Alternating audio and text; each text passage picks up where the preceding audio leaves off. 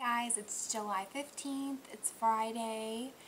Just trying to make a video really quick to get us through the weekend. I didn't get as much done as I wanted this week. That's okay.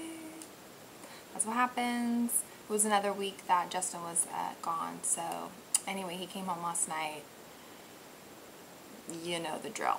So anyway, I am responding to a comment from one of my favorite gals that follows us on the Hot Mommy blog, Hillary, and she had just basically some questions about motivation, how do you stay motivated when you're not seeing results, how do you maximize results, maybe some diet tips, some willpower, words of wisdom.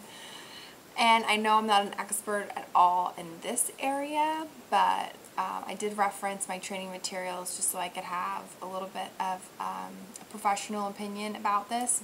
But I will tell you that I sympathize with these questions because it is a struggle for me. And not only just gaining weight from being pregnant, losing baby weight, doing that 2 times, but I have been overweight in my life. At one point I was about 25 pounds overweight, just to be overweight. You know, this was before Justin, before children, before anything, and you know, the circumstances were as they were, and I had a little stressful period in my life, in my family's life. We were going through a lot of things, and I packed on the pounds, and so I know what it feels like to need to lose weight. I know what this feels like, you know, and now I'm at a point in my life where I'm just maintaining, but I still feel like I'm having to work just as hard. As we get older, you know, you do have to put in a little bit more effort. So anyway, here's my thoughts about this topic. So as far as staying motivated, number one, it has to come from within. It has to come from your self-esteem. It has to come from coping skills. You have to understand that you are in control. Say it with me. You are in control, or say, I am in control. You are. You're the only person that's putting things in your mouth. You're the only person that decides, am I going to get up and exercise today?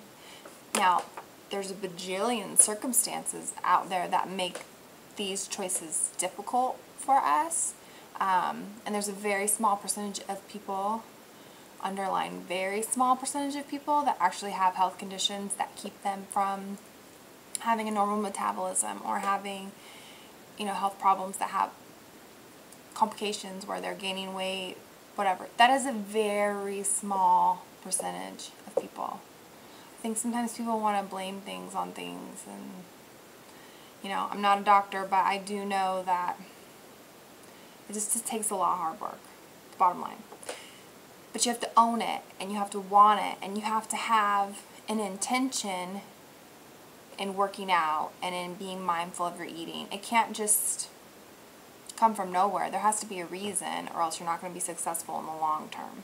Because just wanting to be skinny isn't good enough of a reason, really. It's not good enough of a reason for you to keep doing this long term.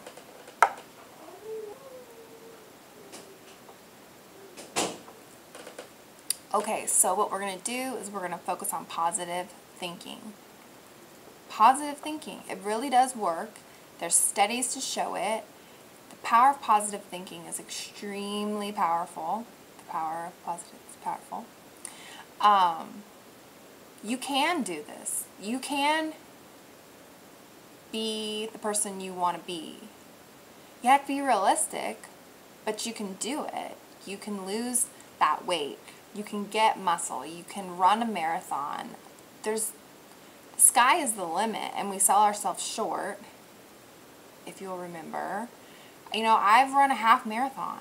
I'm not a runner, but I did it because everyone around me kept telling me, you can do this. So I started believing it, and I did it. You got to believe it. You got to want it. You have to make it, you know, priority number one. And it's good to go into this whole realm of working out and losing weight with like a process goal instead of a product goal.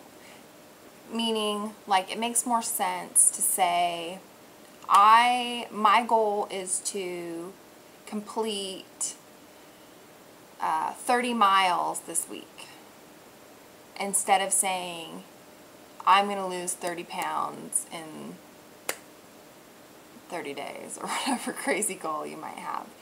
A process goal is predictable. It's just, they're easier to accomplish. And the more goals you achieve, you know, this self-esteem gets built and this positive thinking becomes more powerful and strong. So that's kind of like my staying motivated thing. I think it's really important, the process goal thing. I think that's really important, and that's kind of what gets me through even just like my run as I'm running it. Like, I haven't done a 5-mile run in a really long time. I've been playing it really safe and just running like 2 and 3 mile runs and doing more like weight centered workouts or riding the bike. I've just backed off from running altogether for whatever reason. And yesterday I just had it in my little brain, like, I'm gonna run 5 miles, I'm gonna run 5 miles. And for me, like, the first 3 miles are always the hardest, and then it's kind of, you know, downhill. It gets a little bit easier. But you know, I had to fight for it yesterday, but I wanted to run 5 miles yesterday, and I was hell bent on doing it, and I did it. It took me an hour, but I did it. So these process goals, I think, are really important because it's kind of gets you over those little mental hurdles, all the negative talk, like, I can't do it, I can't do it. Yes, we can. We can. We're stronger than we think. We sell ourselves short. Write it on your mirror in lipstick, like, I can do this, or be specific in your goals. Like, I'm going to run, start small, 10 miles this week, or walk or jog or whatever you're doing.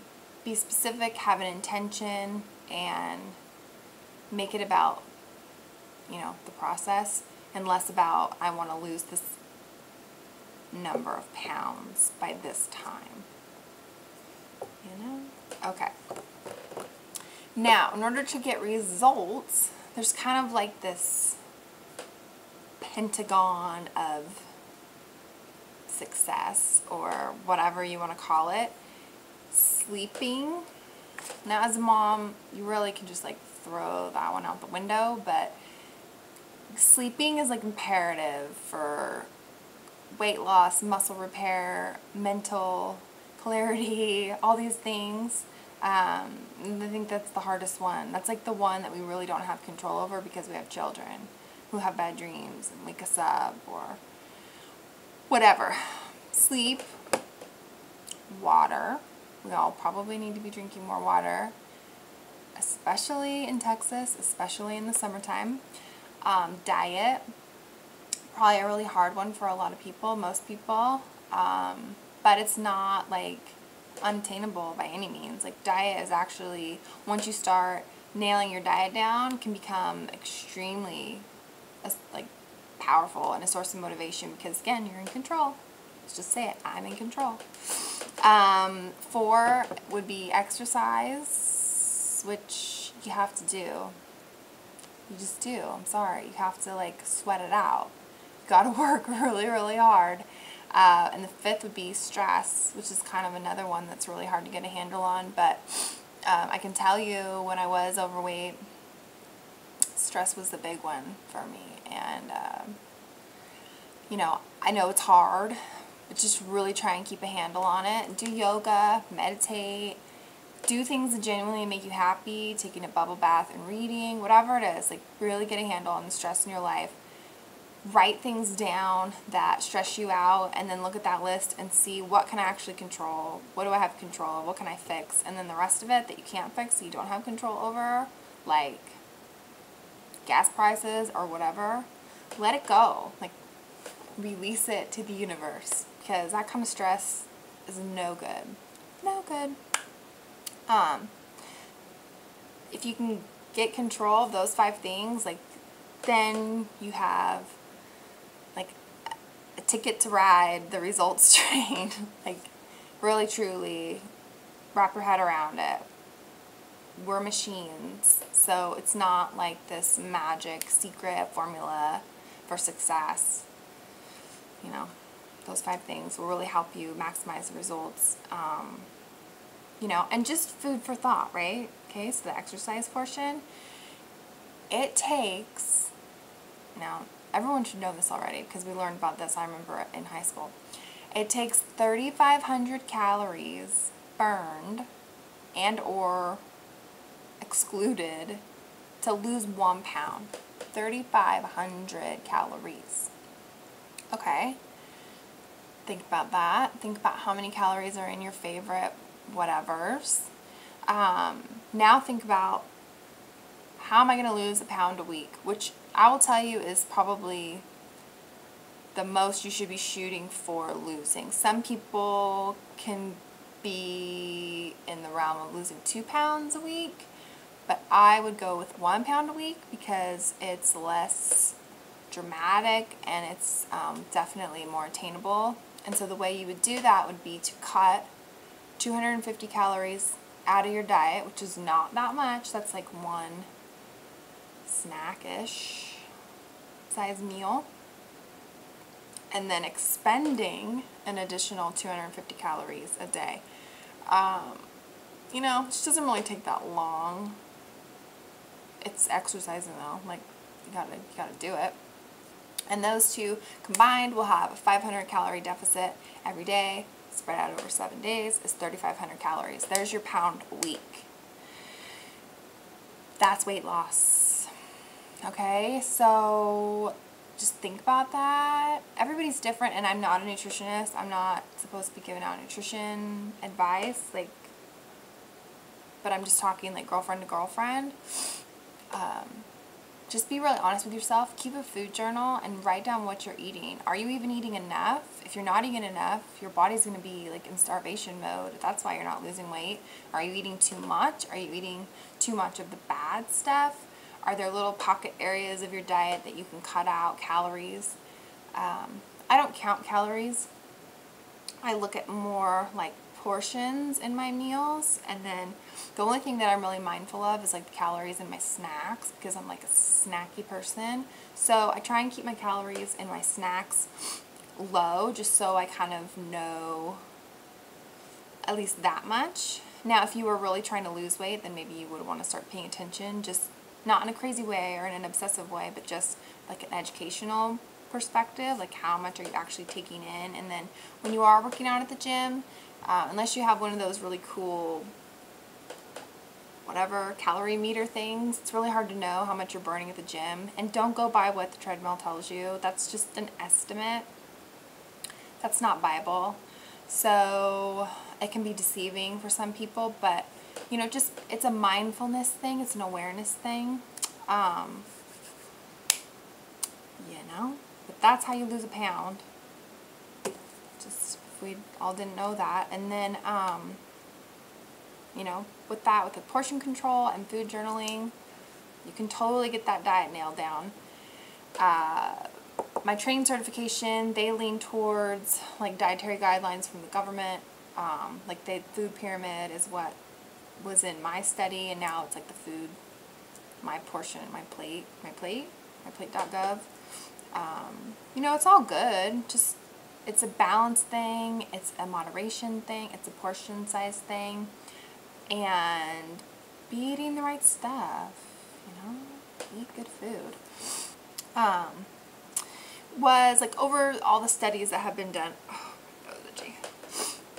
in talking about like maintaining over like the long term, the people that were most successful were people that were on a quote-unquote low-fat, low-cal diet, but this to me is not really either low-fat or low calories. It was a 24% fat diet and a 13 to 1,500 calorie diet.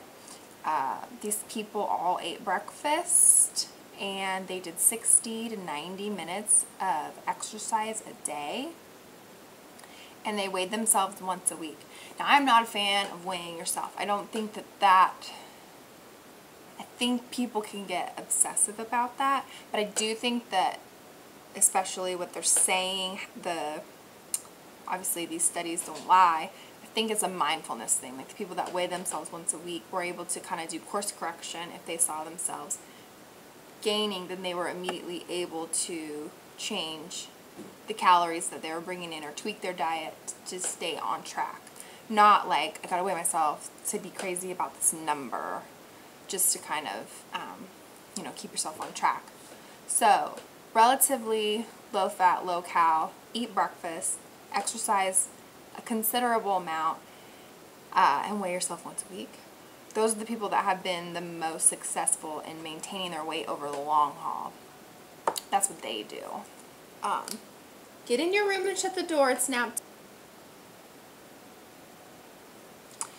time. For me, how I lost weight before when I was overweight, it was totally a mindfulness thing, and it was totally an exercise thing. I get the 60 to 90 minutes a day thing. Currently, I work out about an hour to an hour and a half every day that I go to the gym, and I average about 4 days a week. Sometimes I do better, sometimes I do worse. So, what's that? That's about 4 to 6 hours of pretty intense working out a week for me. I would not be on like the low intensity end of the scale. I'd be more in the moderate to high intensity.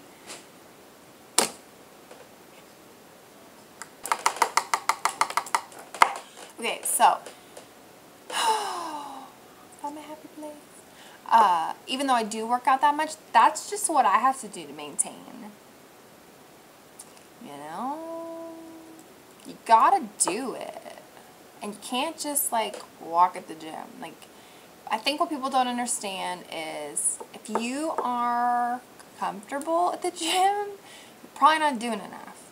And a way that you can gauge this is like a talk test. If you're able to carry on a conversation with somebody while you're working out, you're not working out hard enough.